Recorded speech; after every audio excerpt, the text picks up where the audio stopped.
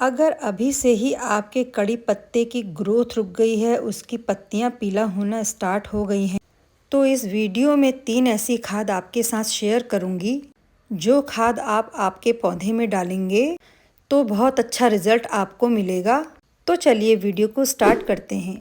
Hey guys, this is Mohini Pawar and you are watching Mohini Pawar dancing and gardening. देखिए friend, कड़ी पत्ता आपका एक मेडिसिनल प्लांट होता है। इसको अगर आप अपने खाने में यूज़ करते हैं तो ये आपके कोलेस्ट्रॉल को भी कंट्रोल करता है। इसको पूरी इंडिया में हम लोग जो है इसका यूज़ अपने खाने में करते हैं। जब आपके यहाँ टेम्परेचर 15 डिग्री से 35 डिग्री के बीच होता है तो ये बहुत अच्छे से ग्रो करता है। अब जैसा कि टाइम आ रहा है, टेम्परेचर डाउन होगा तो इनकी ग्रोथ रुक जाती है। और अगर टेम्परेचर हद से ज़्यादा गर्म हो जाता है, जैसे मई जून, तो मई जून के महीने में ये अपने पत्तियों को काला करने लगता है। इनका जो बेस्ट ग्रोइंग सीज़न होता है वो आपका होता है फ़ेब से लेकर अक्टूबर नवंबर तक। देखिए फ्रेंड्स, कई बार कड़ी पत्ते के प्लांट में इंसेक्ट का अटैक हो जाता है, जो कि आपके पौधे में ये जो पत्तियों को खाने वाला कीड़ा होता है वो आपकी पत्तियों को खा देता है और उनमें छोटे छोटे छेद बना देता है। इस टाइम में अगर आपके पास लेमन प्लांट है तो लेमन पे भी आपको इसका अटैक दिखेगा। जब भी आपको प्लांट में कीड़े दिखाई दिए तो इन्हें इस तरीके से सिंपली हटा देना चाहिए, वरना ये फिर पत्तियां खाना स्टार्ट कर देते हैं। करी पत्ते के पौधे के लिए जो पॉट साइज़ होता है वो, अगर आपका पौधा छोटा है तो 10 से 12 इंच के गमले में आप इन्हें एक बार लगा दीजिए, क्योंकि इनको बार बार रीपॉटिंग पसंद नहीं होती है। इस टाइम में आपको आपके पौधे में एक काम जो है वो हर 2 से 3 दिन के गैप पे करते रहना है, तो उससे प्लांट की पत्तियां जो हैं उनमें एक शाइन रहेगी और वो अभी से ख़राब होना स्टार्ट नहीं होंगी। इस टाइम पे जो है इन पर कीड़े जो लग जाते हैं उनको हटा देना चाहिए, नहीं तो वो पत्तियों को खाना स्टार्ट कर देते हैं, जिससे प्लांट की ग्रोथ, पत्तियां ख़राब होने लगती है। इस टाइम में जैसा मैंने बताया कि एक काम मैं आपको इस वाले पौधे पर दिखा रही हूँ, इस पे कहीं पर भी वो वाला कीड़ा नहीं लगा है।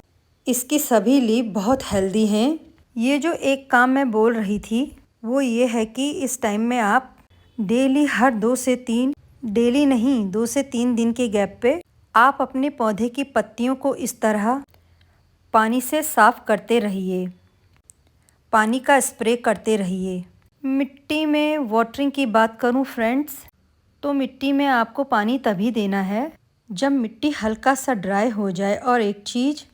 और थोड़े टाइम बाद फॉग वगैरह पड़ना स्टार्ट हो जाता है, तो उस टाइम में आपको ये ध्यान रखना है कि रात भर पौधा फॉग में पड़ा रहता है, तो फिर मिट्टी आपको किसी भी टाइम पर सूखने नहीं देना है, क्योंकि फॉग जब पड़ती है और आपने अपने गमले की मिट्टी सुखा दी है तो प्लांट आपका जल्दी ख़राब होगा। तो मिट्टी में एक मॉइस्चर होना चाहिए। तो इस तरह से देखिए, आप पौधे की पत्तियों को साफ़ करते रहिए। जब पौधे की पत्तियां साफ़ रहेंगी तो अपना फोटोसिंथेसिस का प्रोसेस है उसको बहुत अच्छे से करती रहेंगी। जब आपका प्लांट थोड़ा पुराना हो जाता है तो वो जड़ के पास से उनमें नई नई ब्रांचेस आने लगती हैं, जिन ब्रांचेस को आप कट करके उनसे अच्छे से आप नए प्लांट तैयार कर सकते हैं। इनको आप कटिंग से भी लगा सकते हैं, लेकिन अब टाइम नहीं है। फ़ेब और मार्च के मंथ में आपको अपने पौधे की बहुत अच्छे से आप हार्ड प्रोनिंग कर दीजिएगा। देखिए, मैं दिखा रही हूँ मैंने जहाँ जहाँ से ये प्रोन किया है। एक मेरा 10 इंच के पॉट में लगा हुआ है और दूसरा ज़मीन में लगा है।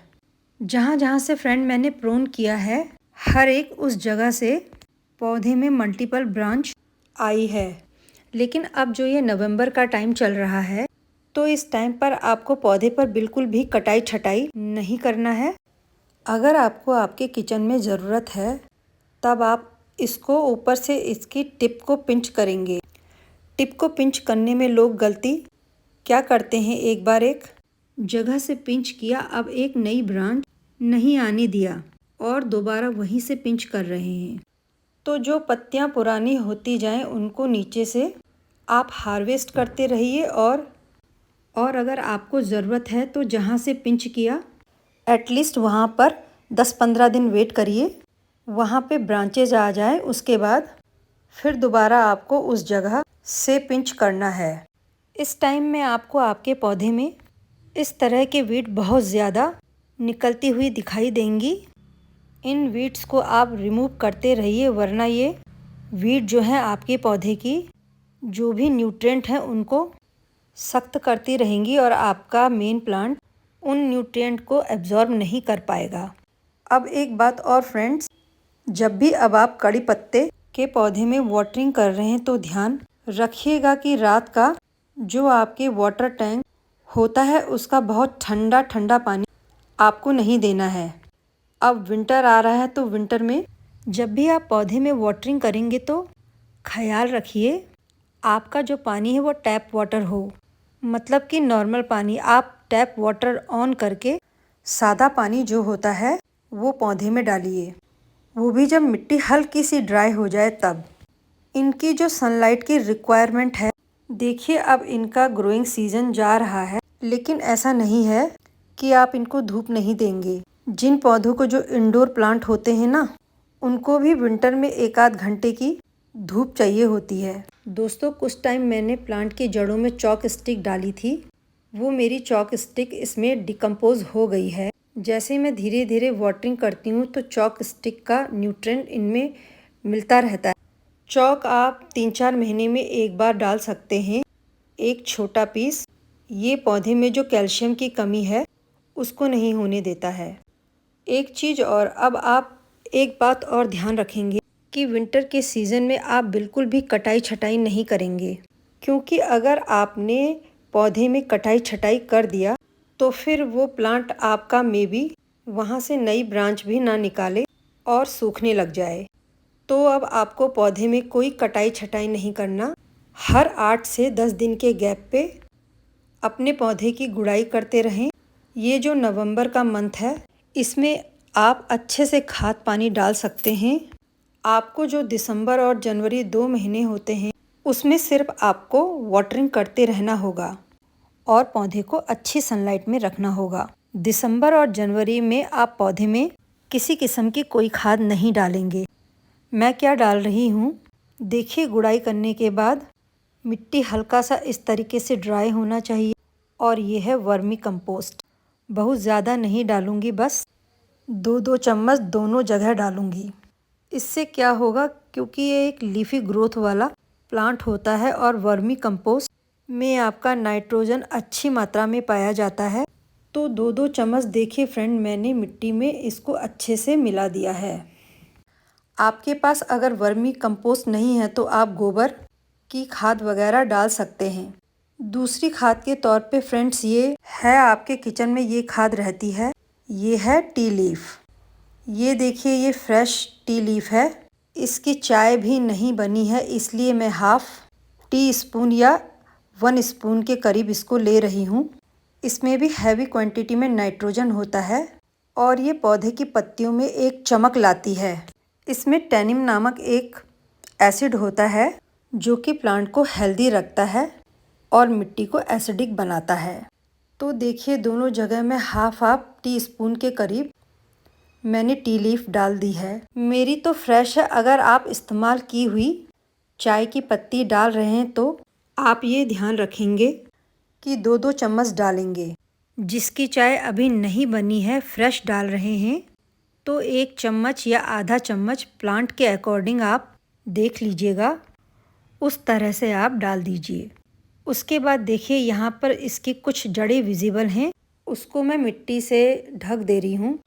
और ये खाद देखिए डालने के बाद इसको बहुत अच्छे से आप मिक्स कर दीजिए। अब इसके बाद इस बहुत इंफ्रास्ट्रेशन की बात करूं तो बहुत हार्डी प्लांट होता है, इस पर जल्दी कोई इंसेक्ट नहीं लगता। एक चीज़ और पौधों की तरह इसकी ग्रोथ थोड़ा स्लो होती है। तीसरी खाद आप ये जो देख रहे हैं, ये आपके किचन में वेस्ट में डेली निकलता है। मैंने इसे 2 रातों तक भिगा कर रखा था। ये है आपका प्याज और लहसुन के छिलकों का पानी जो मैंने 2 रातों से भिगा कर रखा था। सिंपल, बस आप ये प्याज के छिलकों के वाटर को ले लें। आप ये हर 10 से 15 दिन के गैप पे कभी दाल का पानी, कभी चावल का पानी डाल दीजिए पौधे में। ये बहुत ही अच्छा फर्टिलाइज़र होता है जो आपके पौधे को बहुत पसंद होता है। और इनफैक्ट आप इसको दिसंबर और जनवरी में भी डाल सकते हैं, कोई नुकसान नहीं होगा इसका। पौधा बड़ा था इसलिए काफ़ी डाल दिया। जब आप डाल रहे हैं तो इस चीज़ का ख्याल कि जब आप दाल या चावल का पानी डाल रहे हैं पौधे में तो दाल और चावल का दाना ना जाने पाए पौधे में, तो फिर वो फंगस क्रिएट करता है। तो उनको छान लीजिए अच्छे से, तब आप डालिएगा। देखिए दोस्तों, मैंने प्याज के छिलके का पानी डाइल्यूट करके डाला है पौधे पर। तो इस तरह से मैंने ज़मीन पर लगे हुए पौधे पर भी इसको डाल दिया है और ये अच्छे से मिक्स हो जाएगा। तो बस इस तरह से आप 10-10 दिन के गैप पे दाल, चावल या प्याज का पानी जो भी निकलता है वो डालते रहिए। पौधे में नई ग्रोथ आती रहेगी। जो पत्तियां हैं पौधे में वो ख़राब नहीं होंगी, जल्दी येलो नहीं होंगी। तो बस इस तरह से आप केयर करेंगे तो प्लांट हेल्दी वे में ग्रो करता रहेगा। देखिए, एक बार और पानी लेके सारी पत्तियों को वॉश कर दे रही हूँ। तो आप लोग हर 2 से 3 दिन के गैप पे अच्छे से पानी लेके पत्तियों को वॉश ज़रूर करें। उससे फोटोसिंथेसिस का प्रोसेस अच्छे तरीके से होता है, तो पौधा हेल्दी वे में ग्रो करता रहेगा। बस एक छोटी सी इन्फॉर्मेशन थी, होप आपको अच्छी लगी होगी। अच्छी लगी तो प्लीज़ चैनल को सब्सक्राइब, वीडियो को like and share. Bye bye.